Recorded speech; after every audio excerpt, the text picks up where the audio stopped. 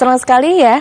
Kita berhadir kembali ya. Iya. Saya Fahmi Andrian dan juga ada Andin di sini ya, akan membahas tentunya lebih jauh seperti apa sih sebenarnya perekonomian juga di pesisir. Kita lihat Andin. Betul. Apalagi sudah mau masuk Nataru gitu ya. Andin suka tim mana nih? Tim ke gunung atau tim ke pantai? Tim ke pantai kebetulan ya, karena pas banget nih. Karena kalau ngomongin pagi hari ini, terus juga ngomongin tim mana ke laut, jadi kangen ya. Ini kangen ngelihat ombak. Oh, pasti suka diving ya? Iya, suka banget. Karena kan Indonesia ini negara maritim ya. Terus juga garis pantai kita salah satu yang terpanjang di dunia nih. Jadi urusan pesisir itu bukan cuma soal tempat wisata saja, Fahmi, tapi juga soal kehidupan masyarakat, ekonomi, dan juga masa depan lingkungan kita. Iya. Dan kalau kita ngomongin pesisir ini ya, banyak banget cerita menarik. Mulai dari masyarakat nelayannya, terus ibu-ibu pesisir yang punya usaha kecil, sampai anak-anak yang tumbuh besar dekat dengan laut dan budaya bahari yang kuat sekali. Tapi sekaligus ada tantangan besar juga, mulai dari perubahan iklim, abrasi, sampai pemanfaatan sumber daya belum optimal. Dan itu sebabnya tema kita pagi ini yaitu penguatan pesisir untuk perlindungan dan kemandirian. Nah, kita akan bahas bagaimana sih wilayah pesisir ini bukan hanya perlu dijaga, tetapi juga diberdayakan supaya masyarakatnya semakin mandiri. Ya. Karena ketika pesisir kuat, bukan hanya lingkungan yang terlindungi, tapi juga kehidupan ekonominya juga tumbuh. Terus banyak daerah pesisir yang punya potensi besar dari perikanan, pariwisata, sampai industri kreatif berbasis laut. Betul sekali, dan kita juga akan ngobrol bareng bersama narasumber yang punya pandangan menarik soal bagaimana penguatan pesisir ini bisa jadi kunci masa depan Indonesia yang lebih berkelanjutan. Sudah hadir bersama kami di studio TVRI Cap Marsalus Hakeng Jayawibawa selaku pengamat maritim dari ISC Lemhanas. Selamat pagi, Cap. Pagi Mbak Andin, pagi Mas Fahmi. Pagi hari ini kedatangan Cap jadi selalu harus semangat ya. Tapi Cap, ngomong-ngomong ini pagi hari ini kita membahas terkait dengan juga bagaimana penguatan pesisir untuk perlindungan dan kemandirian nih Cap. Tapi penguatan kawasan pesisir ini dapat menjadi kunci dalam membangun perlindungan dan juga kemandirian masyarakat di wilayah pantai Indonesia. Itu seperti apa sih, Cap? Iya, kalau kita bicara terkait dengan kawasan pesisir ya, Mas Fahmi dan Mbak Andin, terkait dengan perlindungan ya tentu kita akan bicara mengenai bagaimana kita bisa melindungi kawasan pesisir ini dari gangguan baik itu internal maupun eksternalnya. Nah, kalau misal kita bicara mengenai perlindungan, tentu ancamannya itu apa aja sih? Ada abrasi, lalu ada intrusi air laut, lalu juga pemanasan global, kenaikan air laut, dan segala macam yang berhubungan dengan itu. Karenanya, ya kita memang harus bisa membuat langkah-langkah yang sifatnya bukan hanya jangka pendek tapi jangka panjang terkait dengan bagaimana melindungi masyarakat pesisir dan bagaimana supaya masyarakat pesisir ini tidak hidup dalam perasaan yang was-was ya. Bagaimana kita melindungi mereka dari abrasi, karena kita sama tahu wilayah pesisir Jawa saat ini sudah banyak sekali desa-desa maupun kampung-kampung nelayan yang sudah tenggelam, Mbak Andin dan Mas Fahmi ya. Tenggelam karena memang permukaan tanahnya yang turun dan juga permukaan laut yang naik. Nah, ini yang harus kita bisa lakukan karena mereka pun membutuhkan hal itu untuk bisa beraktivitas dan menghasilkan secara ekonomi, karena ketika negara gagal untuk memastikan itu, kita juga gagal sebagai sebuah komunitas untuk berkumpul bersama membentuk sebuah negara, sebuah bangsa. Contoh yang bisa kita lakukan ya menanam mangrove, karena mangrove itu memang salah satu alat yang sifatnya natural untuk bisa melindungi pesisir dari abrasi dan intrusi air laut. Lalu kita juga bisa menanam terumbu karang juga dan melakukan aktivitas lainnya. Demikian Mas. Amin. Kalau kita lihat luar biasa memang ya, Indonesia negara maritim, kepulauan, susah menjaganya sebenarnya. Dan butuh effort yang sangat besar. Siap. Tapi kalau Kak melihat sampai dengan sini peran pemerintah sudah cukup kah? Terus terang dikarenakan konsep berpikir kita sebagai sebuah bangsa itu masih sebagai bangsa agraris, memang saya masih melihat bahwa peran serta pemerintah dan juga masyarakat itu masih minim sekali di sana. Konsep berpikir kita, konsep berbisnis kita, konsep berkegiatan kita itu semuanya masih fokusnya ke kita sebagai negara agraris. Sedangkan kalau kita mengakui saat ini 2/3 wilayah di wilayah Indonesia adalah maritim, ya harusnya itu semua dialihkan menjadi konsep berpikir negara maritim. Dan ketika itu terjadi tentunya semua fokus pikiran, tenaga, intuisi, lalu ekonomi kita gerakan ke sana. 70%-an wilayah kabupaten kota kita adalah wilayah pesisir. Jadi memang harusnya konsep itu yang diterapkan. Ya, paling tidak seimbang bisa ya. Seimbang harusnya ya. Saat ini memang masih minim sekali pikiran ke sana. Tapi ya saya melihat pemerintah mulai menggagas ke arah hal tersebut, Mas Fahmi. Seperti contoh di tahun ini saja, walaupun baru bergerak, Kementerian Kelautan dan Perikanan itu sudah menggagas kurang lebih 100 kampung nelayan.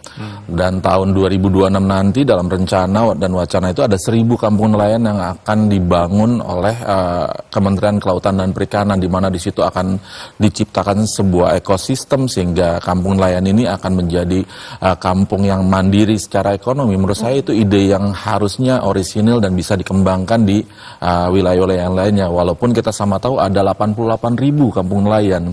Jadi kalau misal konsepnya ini hanya 1.000, berarti akan butuh 88 tahun kita untuk mencapai kemandirian ekonomi di kampung-kampung nelayan tersebut. Apalagi baru-baru juga ya. Ini baru digagas, tapi ya saya bilang tidak ada kata terlambat, yang dibutuhkan adalah percepatan. Ya, apalagi Presiden Prabowo sudah meringankan itu para nelayan dimodalin, ada koperasi Desa Merah Putih juga. Betul. Bersinergi harus. Iya, itu harusnya ke arah sana karena memang ujungnya adalah hilirisasi. Di mana selama ini nelayan ketika mereka menghadapi situasi bahwa ikan mereka akan busuk dalam 2-3 hari, nggak ada cold storage di sana, nggak ada tempat penjualan ikan, nggak ada stasiun pengisian bahan bakar nelayan, itu semua yang akan diisi dengan peran pemerintah untuk bisa mereka nanti menghasilkan sesuatu berupa produk yang tentunya akan lebih bernilai di masyarakat atau di end user nanti. Oke, Cap, ini banyak komunitas pesisir masih bergantung pada sektor perikanan tradisional. Apa strategi yang bisa diterapkan agar mereka ini bisa naik kelas nih, Cap? Iya. Tadi pertanyaan Mbak Andin itu masih relasi dengan tadi konsep kampung nelayan tadi yang diinisiasi oleh KKP ya. Karena selama ini kalau kita bicara mengenai konsep tradisional itu berarti nelayan menggunakan kapal-kapal kayunya dia, lalu mencari ikan dalam jarak kurang lebih hanya 10 km, balik pulang hari itu juga membawa ikan dan harus dijual, nggak dijual dibuang. Atau ya sudah digunakan untuk hal-hal lain, misal dikasih ke hewan peliharaannya dan lain sebagainya. Tapi ketika kita bicara nelayan itu diubah menjadi nelayan yang lebih modern, maka kita akan mengkonsepkan untuk kampung nelayan itu kita bangunkan pelabuhannya, lalu kita bangunkan stasiun pengisian bahan bakarnya sehingga mereka nggak membuang waktu untuk mengisi bahan bakar buat kapalnya mereka di darat yang mungkin jaraknya bisa 2-3 jam, pulangnya 6 jam berarti kan ya. Lalu kita juga akan mengkonsepkan untuk membangun atau membuat kapal-kapal ikan yang lebih modern sehingga daya jelajahnya bisa lebih jauh, daya tangkapnya juga bisa lebih banyak. Ikan di Indonesia saat ini masih sangat banyak, Mbak Andin dan Mas Fahmi ya. Dalam catatan saya, kita memiliki potensi itu sekitar 13-14 juta ton yang baru kita bisa tangkap itu hanya sekitar 7 juta ton. Ada sekitar 7 juta ton lagi yang belum pernah kita bisa maksimalkan setiap tahunnya, dan ini menurut saya harus segera kita geber nih program-program seperti ini ya. Kita harus berikan support terkait apa langkah-langkah yang dilakukan oleh KKP.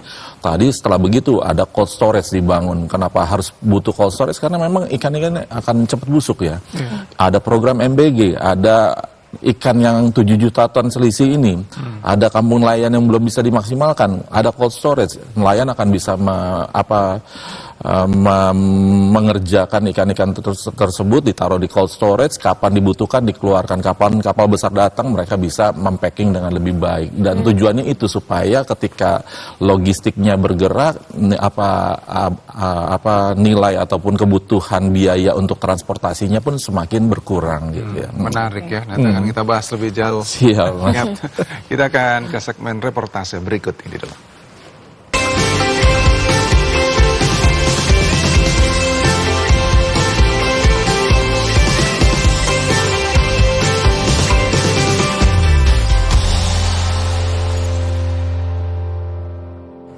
Oke, yang pertama kita ke Kalimantan Tengah terlebih dahulu. Pemirsa, bicara kawasan pesisir, di Kalimantan Tengah ini memiliki wilayah pesisir yang mencakup 8 kabupaten dengan aktivitas penangkapan, budidaya, dan juga pengolahan perikanan. Untuk mengetahui informasi selengkapnya, kita telah terhubung bersama reporter TVRI Novita Chandra, langsung dari Kalimantan Tengah. Selamat pagi, Novita.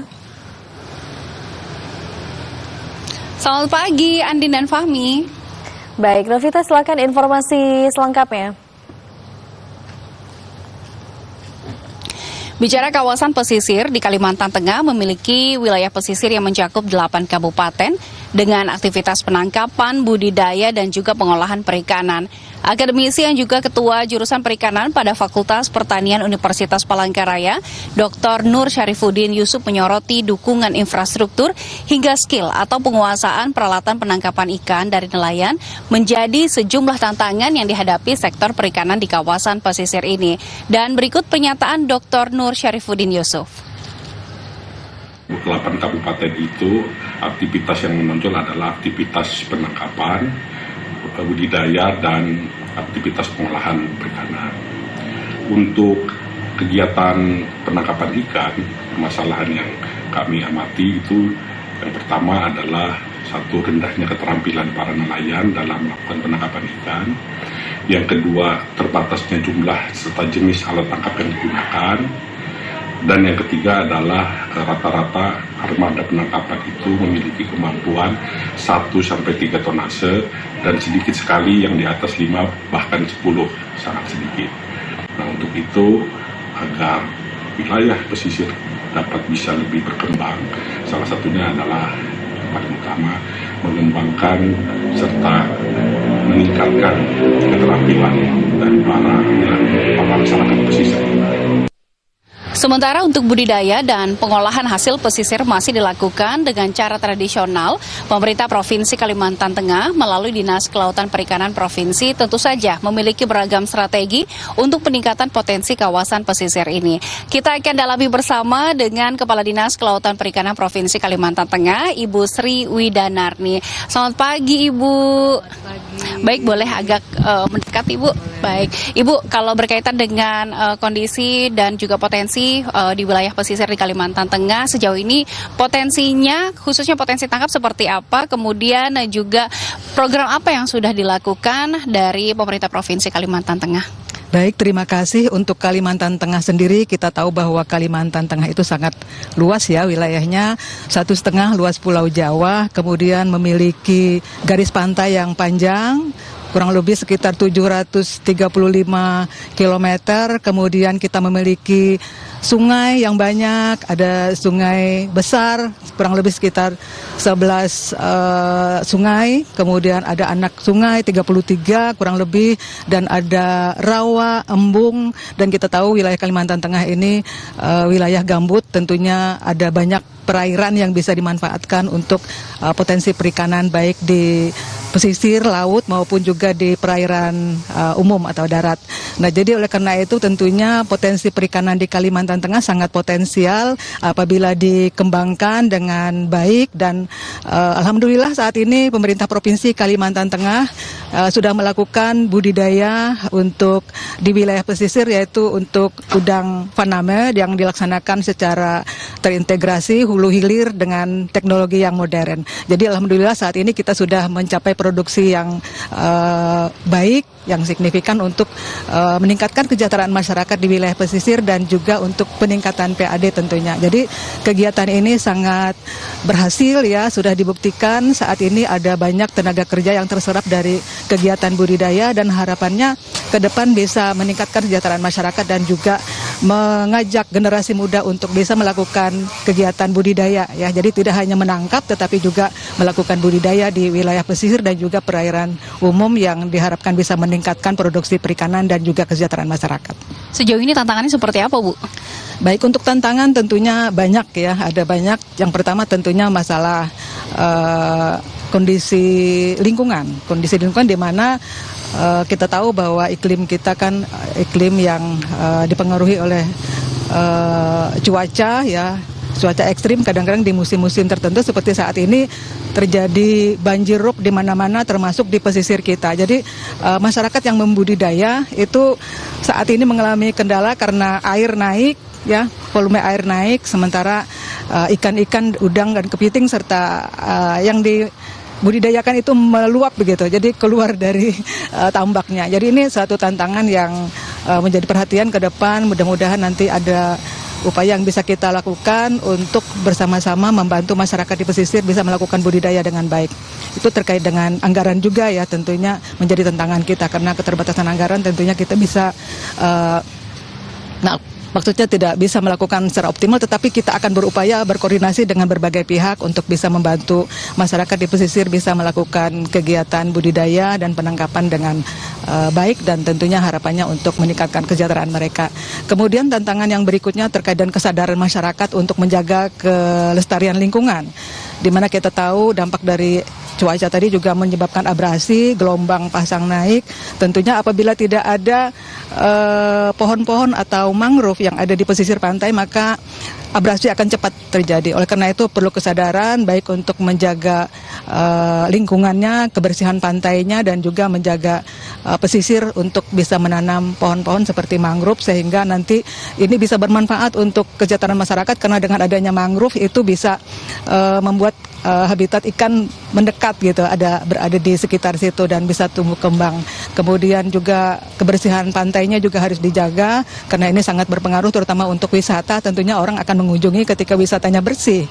Nah, kemudian juga dampak lingkungannya atau dari sisi kesehatan, kalau kita banyak sampah tentunya akan berdampak terhadap ikan-ikan yang ada di perairan. Maka oleh karena itu peningkatan kesejahteraan masyarakat sangat penting untuk bagaimana memberikan kesadaran bahwa menjaga pesisir, menjaga laut, menjaga perairan, ya, menjaga lingkungan itu wajib hukumnya untuk kita, sehingga nanti dari tingkat kesadaran masyarakat meningkat, maka kesehatan juga akan meningkat, ya, karena dengan mengonsumsi ikan yang sehat tentunya akan berdampak untuk kesehatan, terutama untuk protein ikan yang diharapkan bisa menjadi sumber pangan masyarakat, terutama anak-anak kita untuk tumbuh kembang menjadi anak yang sehat, bebas dari stunting, dan mewujudkan Indonesia Emas 2045. Baik, Ibu Sri, terima kasih Bu Gadis informasinya mengenai potensi dan juga apa saja yang sudah dilakukan dari pemerintah Provinsi Kalimantan Tengah. Demikian dari Kalimantan Tengah, kembali ke studio di Jakarta, Andi dan Fahmi.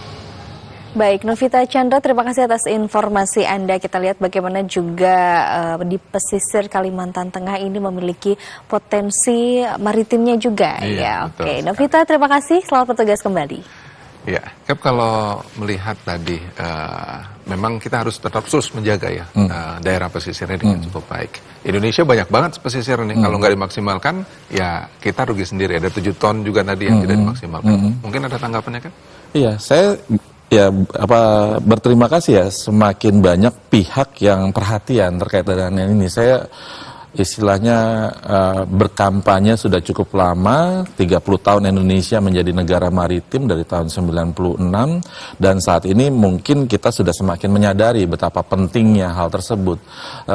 Betapa kalau kita ibaratkan ya, kita memperjuangkan satu jengkal tanah wilayah Indonesia aja itu bisa dengan nyawa kita, ibaratnya para pejuang dulu.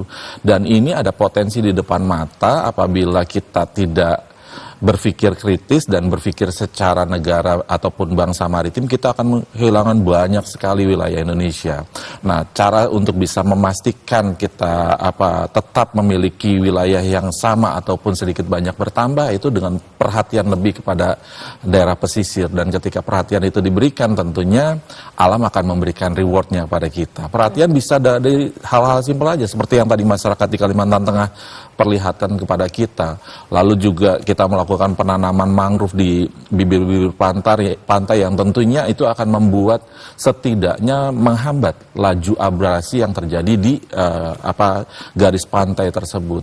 Nah, hal-hal inilah yang harusnya menurut saya Mas Fahmi ya dikembangkan pola pikir seperti ini, karena setelah itu pasti ekosistemnya akan tercipta dan masyarakat lebih mudah untuk mencari ikannya, nggak harus terlalu ke tengah laut. Oke. Tapi Cap, bagaimana dengan penahan pesisir buatan nih? Kalau misalnya kita lihat mulai dari ban bekas, susunan batu hingga wacana giant seawall ini seperti apa nih Cap? Iya. Kalau ban bekas saya malah baru dengar nih. Tapi mungkin ada inisiatif atau dari masyarakat ya, ban bekasnya diisi sama semen baru ditenggelamkan, karena dalam pemikiran saya kalau itu hanya ban bekas yang normal saja tentu dia akan bisa kesapu gitu aja ya. Atau mungkin ban dalamnya yang bekas diisi udara baru sebagai pembatas agar itu wilayah yang aman untuk berkegiatan seperti kegiatan pariwisata dan lain sebagainya, itu dari ban bekas. Tapi kalau dari sisi beton ataupun tadi batu gitu ya, itu kalau di luar negeri kita bikinnya itu berupa semacam segitiga sama sisi, Mbak Adin dan Mas Fahmi ya. Segitiga sama sisi inilah yang disusun sedemikian rupa sehingga membentuk hamparan yang bisa menahan laju abrasi. Nah, baru di belakang susunan inilah tadi ada semacam bentuk tembok ya, atau kita bisa katakan giant seawall ya. Di daerah-daerah seperti Jepang, Korea, lalu negara-negara maju seperti Belanda, Norwegia, pembangunan atau peletakan batu segitiga atau beton segitiga sebagai breakwater, baru nanti di belakangnya ada semacam tembok, baru di belakangnya lagi kita tanam sebagai pertahanan terakhirnya adalah mangrove. Itu adalah bentuk rekayasa dari manusia untuk bisa mempertahankan wilayahnya. Jadi menurut saya ini bisa kita terapkan di wilayah-wilayah Indonesia seperti tadi konsep giant seawall. Menarik nih Mbak. Utara Jawa itu sudah banyak sekali kabupaten kota yang terdampak.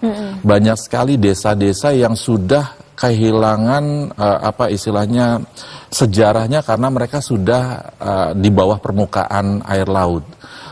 Contoh kasus yang saya amati di beberapa titik di Bekasi, lalu beberapa titik di Pekalongan, ada di Brebes, dan banyak wilayah lainnya. Kenapa itu bisa terjadi? Karena memang tadi langkah protektif yang bisa dilakukan atau diinisiasi oleh kita tidak dilakukan. Karenanya salah satu yang dipikirkan oleh pemerintah melalui giant seawall ini menurut saya sih sesuatu yang harus patut menjadi perhatian dan perhitungan bersama. Karena contoh di Jakarta saja ya, kita sudah sama lihat tanggul Mutiara atau tinggi 1 sampai 3 meter itu sudah hampir setara sama air laut. Kalau lagi peaknya banjir bahkan bisa sampai meluap. Beberapa kali area Ancol itu saya amati tutup hanya karena adanya banjir rob. Dan ketika tanggul Mutiara ini jebol, ya dalam perhitungan yang simpel itu bisa sampai di daerah Monas 15 cm-an. Dan kalau kita hitung simpelnya Jakarta aja, ada di utara itu ada sekitar 5 juta penduduk yang punya rumah tinggal di sana, ada 200-an apartemen dan hotel. Kalkulasi simpel saja itu sekitar mendekati 1.100-an triliun aset dari situ aja. Karena satu rumah misalnya kita hitung 200 juta aja, walaupun di Jakarta nggak ada ya rumah yang 200 juta lagi. Itu udah hampir 1.000 triliun. Jadi ketika kita bicara konsep giant seawall yang mungkin harganya atau nilainya fantastis, tapi kita konversikan kepada kita memiliki potensi yang sudah di depan mata kehilangan begitu banyaknya aset kita di Jakarta maupun sepanjang pantai utara Jawa, ini konsep yang harusnya benar-benar kita pikirkan untuk bisa direalisasikan. Kalau tidak kita akan kehilangan momentum, ketika sudah tenggelam lebih sulit lagi untuk membangunnya. Wah, ini pembahasan kita semakin menarik, tapi kita tahan dulu Cap. Siap, Mbak. Kita akan kembali usai jeda berikut ini. Pemirsa jangan kemana-mana, tetap bersama kami di Jendela Negeri.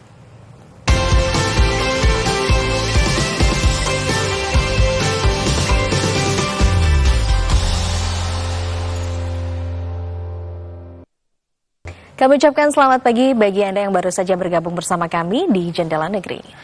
Ya pemirsa, kita akan jalan-jalan ke Sulawesi Utara ya. Pemerintah Kota Manado terus mendorong penataan wilayah pesisir demi meningkatkan kualitas lingkungan dan juga kesejahteraan masyarakat. Salah satunya melalui pembangunan Malalayang Beach Walk ya. Fasilitas ini memadukan keindahan laut dengan tata ruang yang ramah lingkungan. Dan seperti apakah? Sudah ada rekan kami di sana, Gabriel Tambuwun, yang akan melaporkan langsung dari Sulawesi Utara. Gabriel, selamat pagi. Silakan dengan informasi selengkapnya, Gabriel. Baik, selamat pagi Andin, Fahmi, Cap, dan juga pemirsa Jendela Negeri dimanapun Anda berada.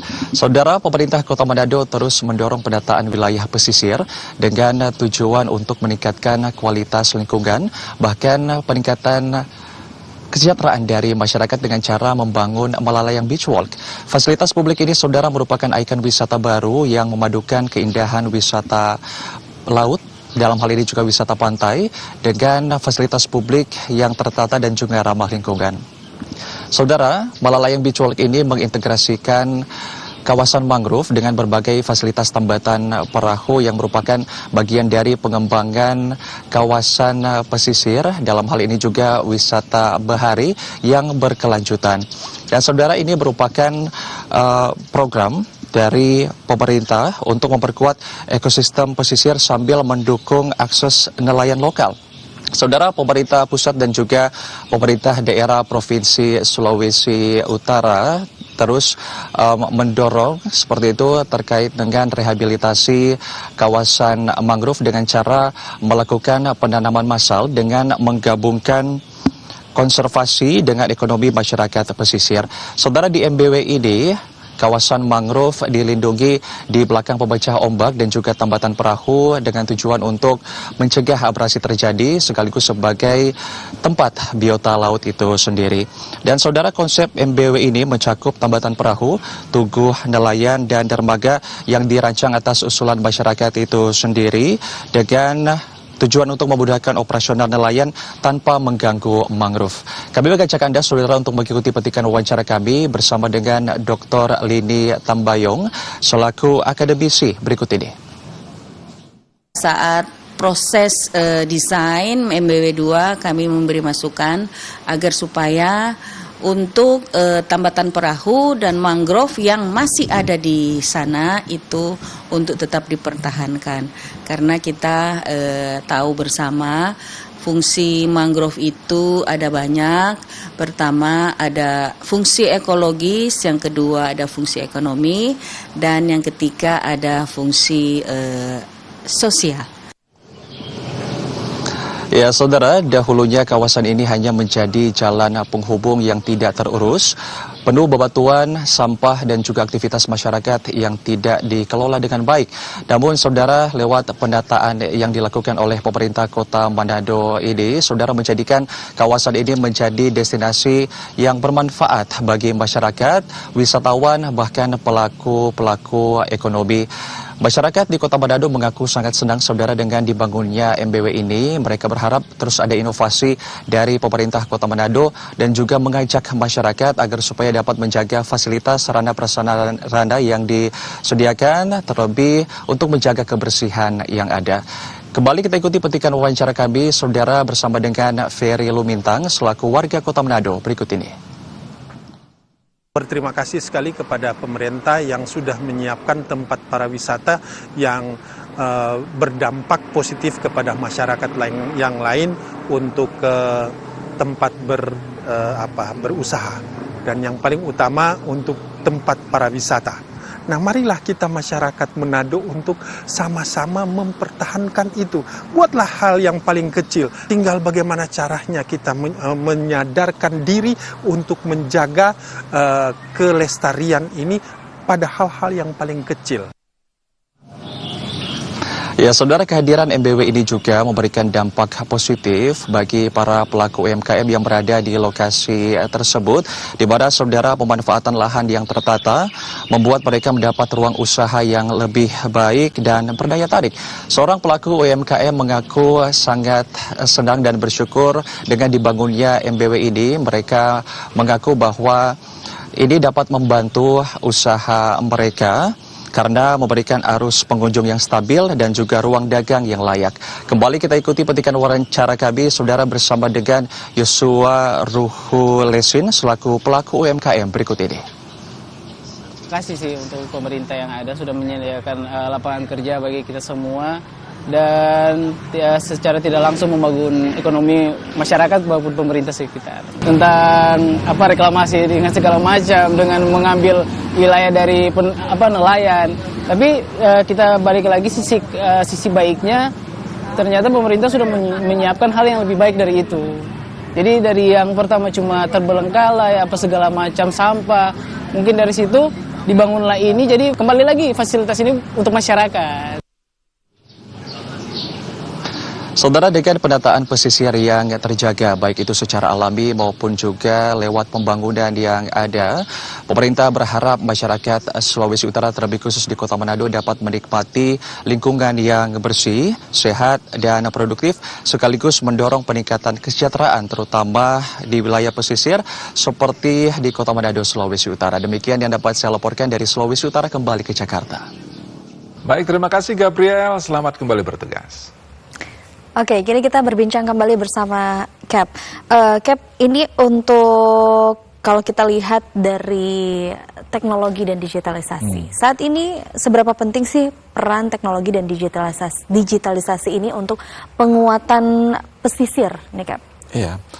Dalam pandangan saya Mbak Anin ya dan Mas Fahmi, bahwa kalau kita meninggalkan itu, yang akan terjadi sama kita adalah ekonomi biaya tinggi.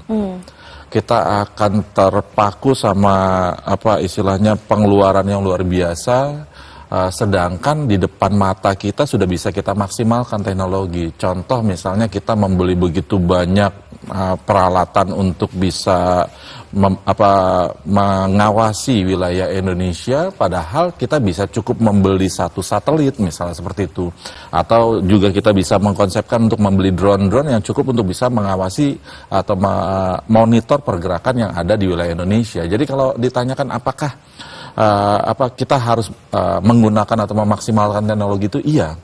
Contoh lain misalnya masyarakat pesisir, ketika mereka sudah mengumpulkan ikan-ikan dalam cold storage yang tadi kita perbincangkan, lalu nggak ada pembelinya, mau gimana?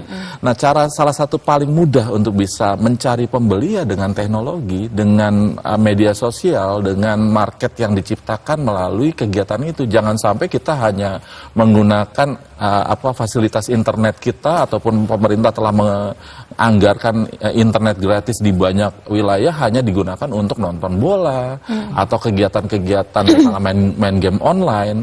Tapi kita harusnya fokusnya ke situ, bagaimana hilirisasi ini diterapkan secara penuh bagi masyarakat. Masyarakat ada produksi file ikan, ya sudah, cara penjualannya lewat internet.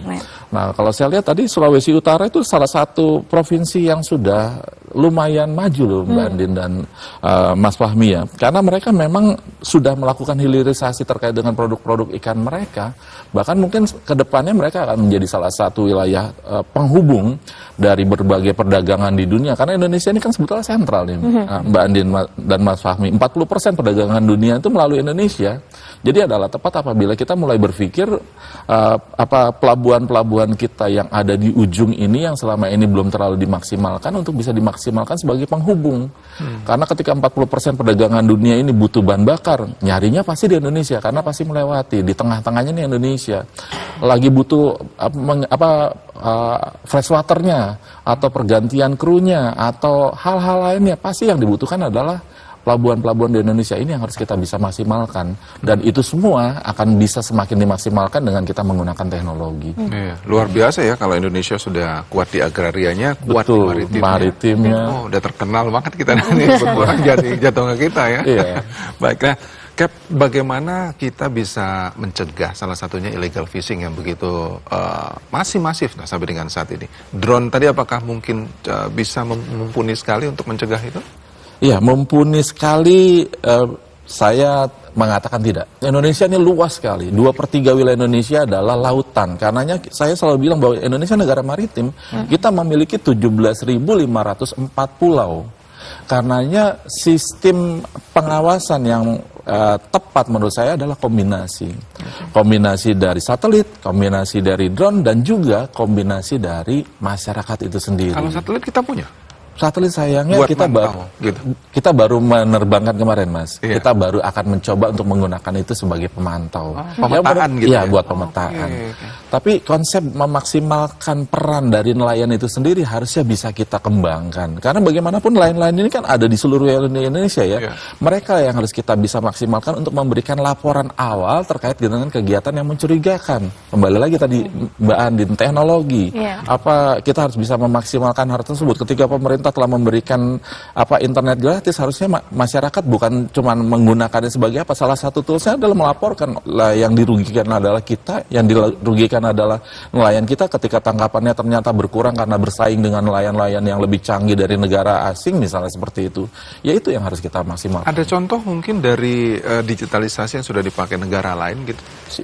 Jepang, Australia itu dari 20 tahun lalu sudah menggunakan teknologi ini untuk bisa mewajibkan kapal-kapal yang beroperasi di wilayah mereka, bahkan sebelum memasuki wilayah mereka, berupa Japan Ships Reporting System atau Australian Ships Reporting System. Indonesia harusnya ya mengembangkan sistem ini. Jadi misalnya Indonesia akan ada kapal nih yang hendak masuk wilayah Jepang, kalau mereka mau diberikan semacam pengawalan dan monitoring sehingga kalau lagi keadaan berbahaya pertolongannya cepat, maka mereka diberikan kewajiban untuk melaporkan apakah kamu mau apa enggak. Kalau kamu mau, maka kami akan memonitor kapal kamu. Nah ini kan sebetulnya imbal balik ya. Ketika kapal-kapal ini memberikan laporan, maka mereka akan diberikan bantuan berupa pemantauan. Ini yang harus kita kembangkan. Oke, yang terus harus dikembangkan juga dan diperhatikan begitu, betul, ya, Cap, ya. Nah, Cap, kalau misalnya berbicara terkait dengan tata ruang nih, apakah tata ruang pesisir saat ini sudah berspektif untuk mitigasi bencana? Jika belum, Cap, apa yang harus diantisipasi? Iya, terkait dengan tata ruang, apakah sudah berkonsep seperti itu ya? Ketika melihat bahwa Indonesia masih berpikir secara agraris, memang kita agak tertinggal di situ. Kita masih ingat betapa kejadian tsunami beberapa waktu lalu di beberapa wilayah Indonesia itu membuktikan bahwa tata ruang kita terkait dengan maritim ini masih minim sekali. Negara-negara seperti Jepang, Korea Selatan, lalu juga negara-negara Eropa lain itu sudah sangat memikirkan. Karenanya tadi saya sudah mengatakan bahwa hal-hal yang harus kita bangun adalah konsep bagaimana kita bisa bersahabat dengan alam itu sendiri.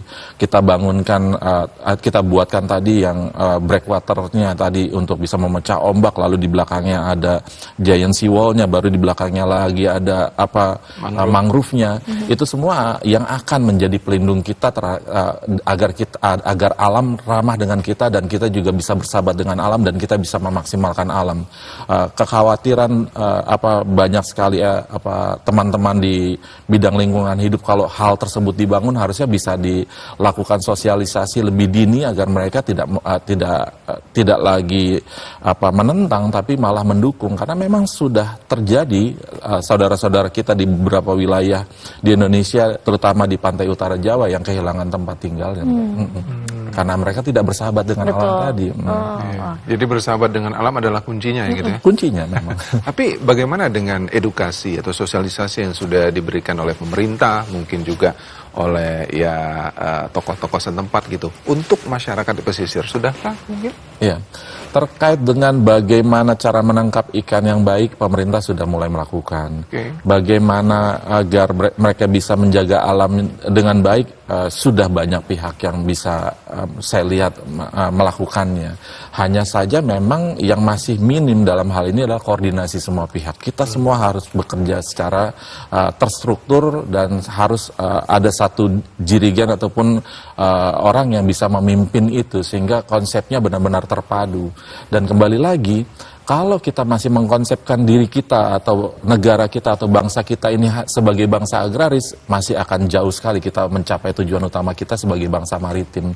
Betapa potensi ekonomi kita sangat besar di sana, betapa sumber daya alam kita masih banyak sekali yang belum digali sampai saat ini, bahkan baru 10% aja sumber daya alam maritim kita yang bisa kita maksimalkan, Mas. Itu semua harus bisa kita kolaborasikan, Mas Fahmi. Terakhir, Cap, apa yang bisa Cap rekomendasikan untuk untuk pemerintah dan juga masyarakat terkait dengan agar pesisir kita nantinya semakin kuat juga aman nih Cap? Iya, saya mengusulkan kepada kita semua untuk bisa merefleksikan diri kita terkait dengan siapa sih kita, Andin ya. Bahwa kita adalah bangsa maritim, kita harus bersahabat dengan wilayah kita, bahwa kita memiliki 17.504 pulau, kita memiliki kurang lebih 100 ribuan bentangan pantai, yang selama ini konsep berpikir atau top of mind kita adalah negara agraris. Ketika kita sudah sedikit banyak berubah, maka kita harus bisa memikirkan bagaimana cara kita bisa menselaraskan ataupun tadi yang saya katakan kita bersahabat dengan dunia ataupun jati diri kita.